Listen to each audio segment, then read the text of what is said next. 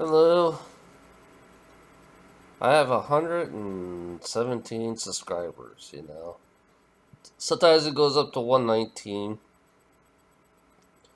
I guess every time they watch my videos, it just then they unsubscribe to me because they finally realize how negative that I am.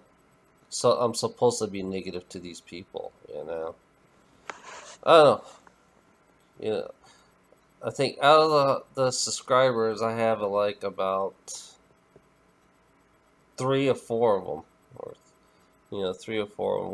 One girl I know is yeah, I talk to her on Skype sometimes. And then I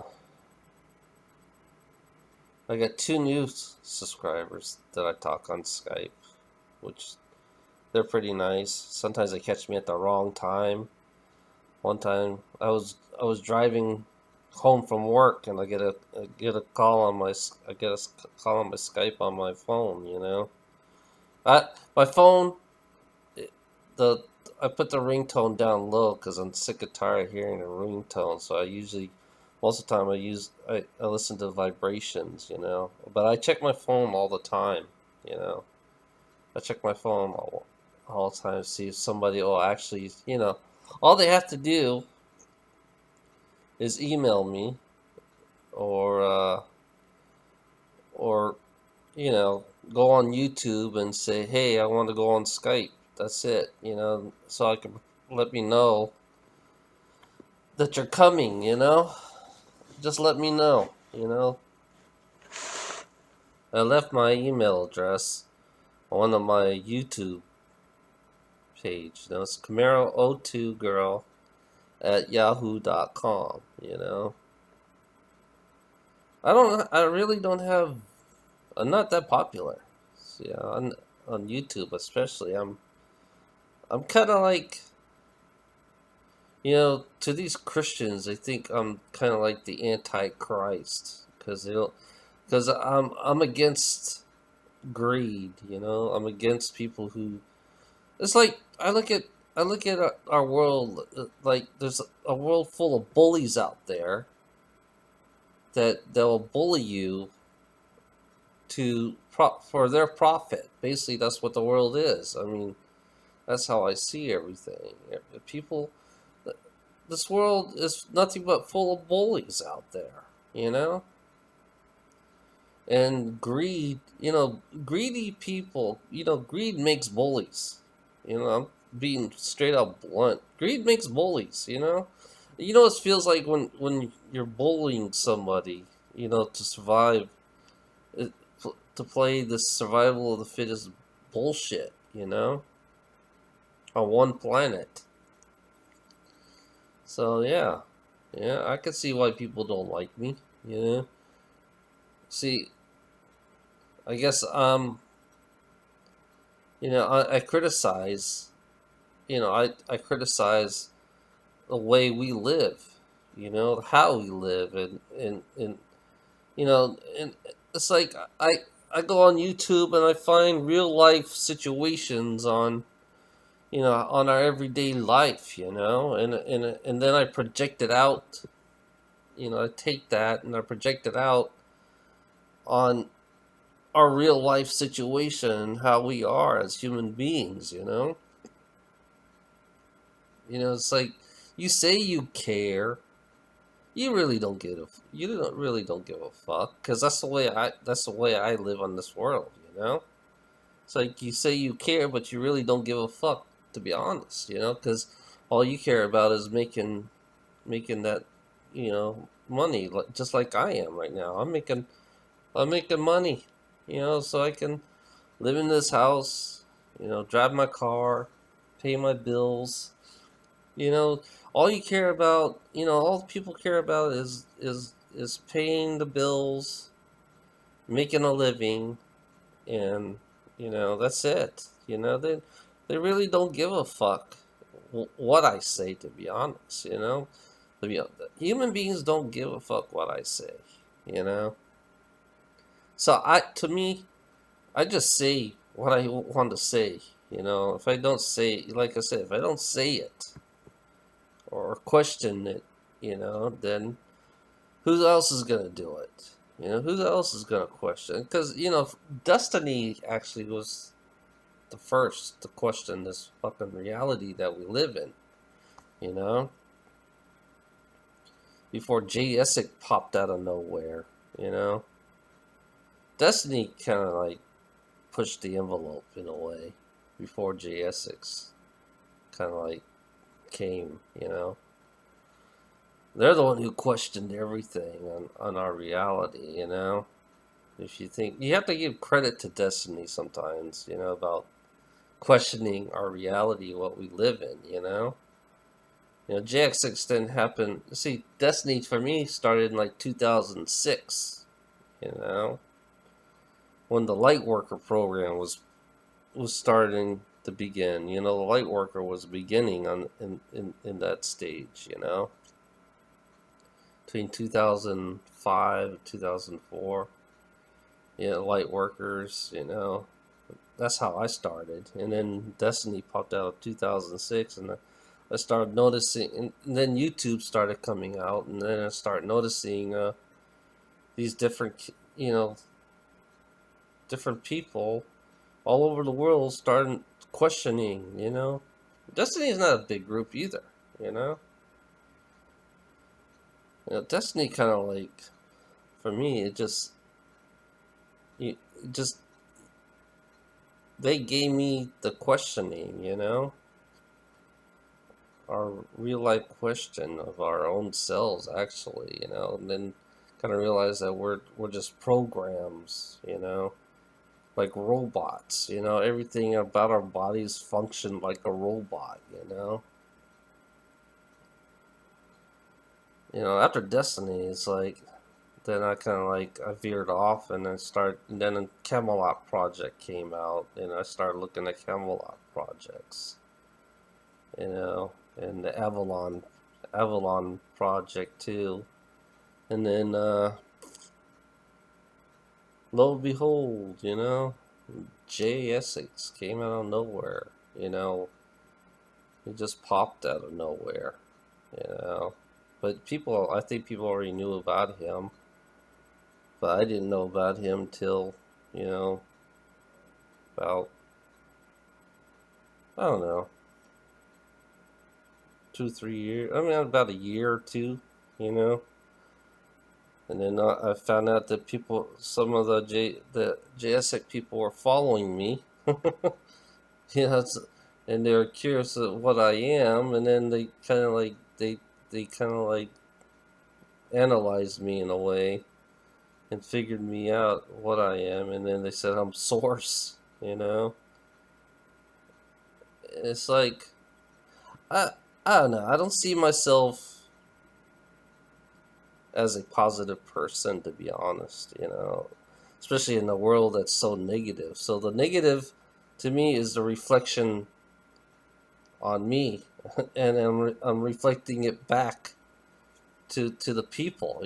Basically, I'm just using our humanity's reflection back at them, and how they see us. But it's like I am the mirror image of everyone else on this planet. Because I remember Destiny always telling me, look in the mirror. Look at yourself in the mirror. you know and then the ego, which is like, I had a big ego, mostly angry. I was mostly angry on my ego. It's like I was angry because of my separation. you know I was angry because the world I thought that I believed in was not the world that is not the world that it was not real. I was angry for separation, and realized that the world's full of shit. I was angry for 9 years. You know, and realized the lie gets deeper and deeper and deeper. It's like the lies were in stages for me. The more deeper I looked the deeper the lies get, you know? It's like there's so much fucking lies on this fucking planet. It's ridiculous, you know? It's like each stage that it's like I went through stages in my life through my anger, actually, you know? And the more deeper I look into our life, and it's like, holy shit, there's more lies. There's more fucking lies, you know? And then I look at deeper into myself and realize, oh shit, I'm a lie myself. You know, I'm fucking lie. And then, and then Jay comes in, and then I think after Camelot and Avalon, uh, Jay comes in, and I read part of his book, and all of a sudden, you know, all of a sudden, creation popped in my head because I read Jay's book, it's funny. It's funny about reading Jay's book. One section of it triggered me.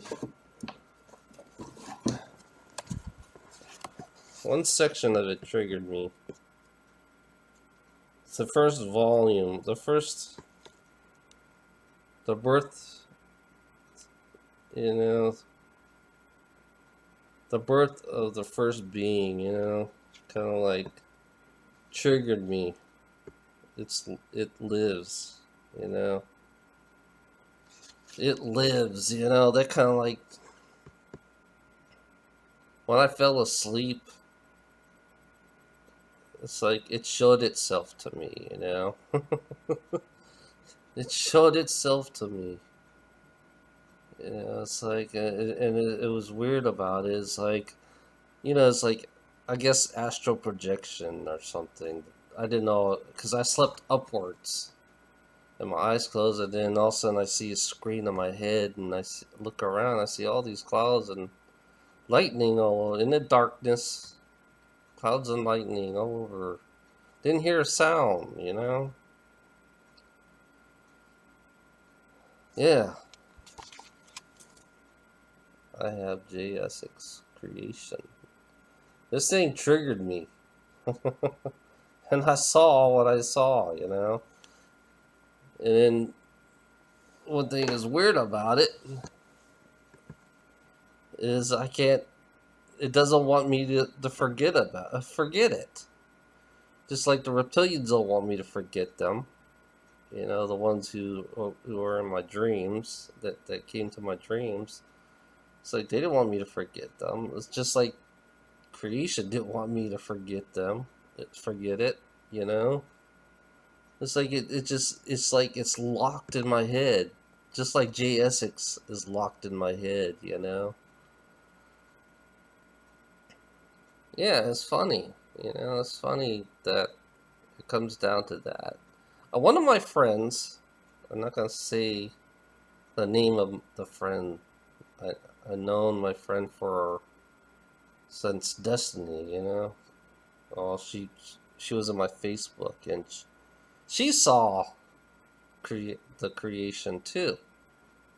But the person in Destiny abused her, almost kind of like killed her and made her go insane just to see that creation.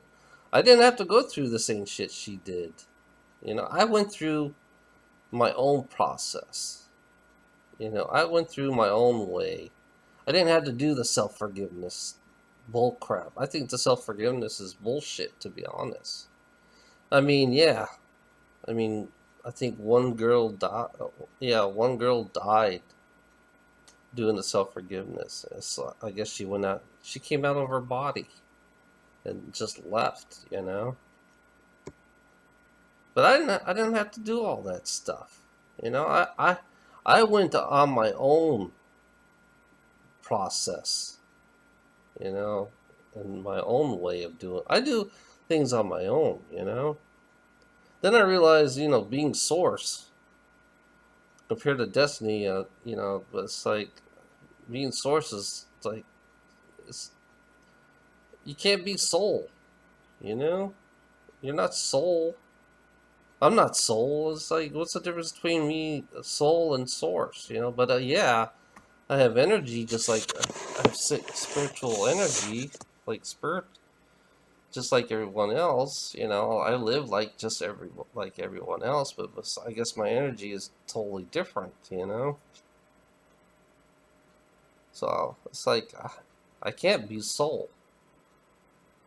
Like it's just it kind of like when I heard that I was Source, part of Source, is like, what does that mean? What do you mean when I'm part of Source? It's like, but that kind of makes me angry, in a strange way. It's like I feel kind of angry knowing that I thought, I'm like everyone else, but I'm not. But it's like I'm very few. There's only very few of us on this planet. I don't know how many. I mean, yeah, I think there's 63 of us. Source family. And it's like, seems like there's a chain of command in Source family, which I never knew. There's a chain of command, which is like, that's kind of weird. Because there's chain of commands everywhere on this fucking planet, Chain of command pyramids, It's like, how in the fuck? I could be one of the yeah. To me, I always look at myself as the lower part of Source or something. I don't see myself as since I'm down here on living like everybody else. I guess I'm the lower Source. I'm not strong. I don't know. I'm not strong at all. It's like I don't want to. Destiny kind of teach me about ego. About I don't want to be egotistic kind of person. If I'm Source, I don't want to be egotistic and arrogant and selfish. I don't want to call myself powerful and strong, and I'd rather be equal to everybody else on this fucking planet. Egotistic. A girl look seems like somebody. This I think this girl called me egotistic because I didn't, I don't crank up people, for free. I don't even crank up people at all. She calls me egotistic. How could I be egotistic if I don't want to switch on people? I don't even have like I said, I don't even have the instruction to switch on people, and you're calling me egotistic. There's a proper way to crank people up. I found out there's all kinds of ways. Like when I watched Jade, I found out there's many different types of crank ups. There's not just one crank up. I guess for me, cranking up people would be the standard, regular basics crank up, not the full full crank up itself, which I do not have the experience of doing. I don't even know if I'm supposed to do it. Right now, what people in Sunday Funday group says, I'm not ready for it. I'm not ready to crank people up, according to Sunday Fundy people, It's like, yeah, I can understand. I'm not, because I hadn't figured out who I am, They tell me that They're the ones who are way with, you know, people in 75 years, they're wide awake than I am, you know? They're wide awake than I am. It's like, jeez. And here I am, you know, I'm just fucking, you know, I don't know, I don't see myself as anything right now. I'm just like everyone else. Yeah, I have a little abilities to do things. Yeah, I can crank you up for temporary. Yeah, I can heal. You know, I'm starting to dream things now. You know, I'm seeing things like little butterflies, noticing things. You know, dragons in the sky. You know, it's like what the fuck, you know. And then finally got the name of my spirit guide. You know, it's like I'm feeling her right now. How do I go through this? Where do I start? You know, that's the question I always ask myself is where do I start? It's like you wake up and all of a sudden you're this. You're some part of creation, you know, source, you know, it's like you wake up, you're this. And then, you know, the one thing was weird about this blue orb is on my fucking mind right now. This blue orb, you know, and it's part of me right now, and I'm trying to figure out what the fuck is this blue orb for?